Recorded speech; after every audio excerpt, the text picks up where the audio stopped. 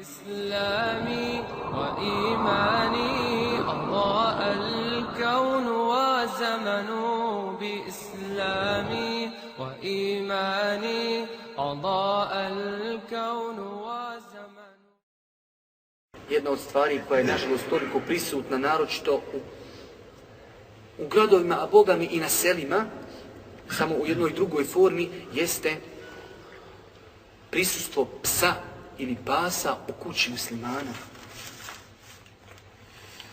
Ovi u gradovima imaju pudlice, imaju svoje ljubimce, a dosta puta i na selu imaju izuzetci kada je vjera dozvolila da čovjek posjeduje psa. Ali dosta puta ćete vidjeti na selima kako ljudi imaju psa, ali taj pas nije od onih vrsta koje je izuzeo šerijat. Tako čisto zato što djeca vole da imaju čuku ili oni su se već navikli, on je tu 10 godina, teško im se od njega rastati i tako pod nekim raznim izgovorima koji u velikom broju slučajeva nemaju težinu u šerijatu. Ne kažem ja, znači ima ljudi koji to opravdano drže i ono što je vjera dozvolila oko toga nema polemisanja.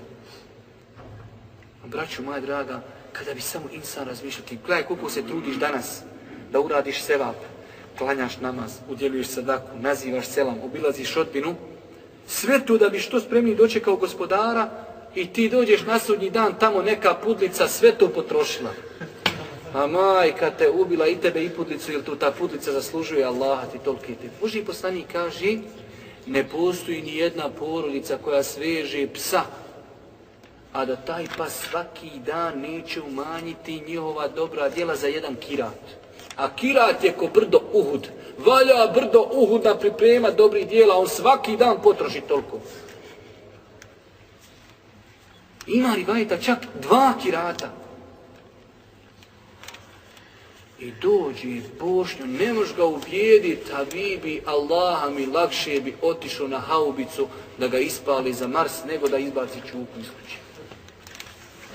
A koliki je to musibet, kolike su to nevolje, koji je to smrad.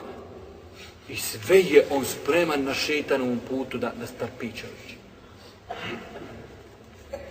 Ja Allah mi zimu skrenem u džamiju, zima, hladno, srce puca, ali čuko hoće napolje, vrijeme mu da vrši nuždu i on mora njega u 4 sata zajtra izvesti vodat dok njemu bude vrijeme da on završi svoj posao.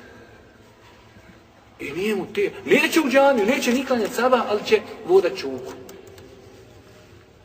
Što čuko smrdi, što čuko laje, svi hoće spavati, čuko se ne spava, čuko laje čovječe. Belaju, pored sva zgrada na Bihuzuru.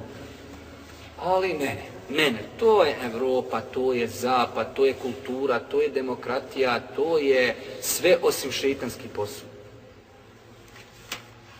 Zato se čuvajte toga da pokušate biti u tom trendu. Hoćeš nekog ljubimca, eto, hvala Allahu, ima ljubimaca koji su šerijatom dozvoljeni, mačka, ptica, ribice, zeko. Eto, alhamdulillah, Islam ništa nije zabranio da nije ostavio alternativu. Ništa nije zabranio da nema alternative. Hoćeš da budiš u trendu, evo, imam ja akvarijum ribice, alhamdulillah. Šta, nema ništa smetnije. Znači, što moram biti u trendu sa čukama?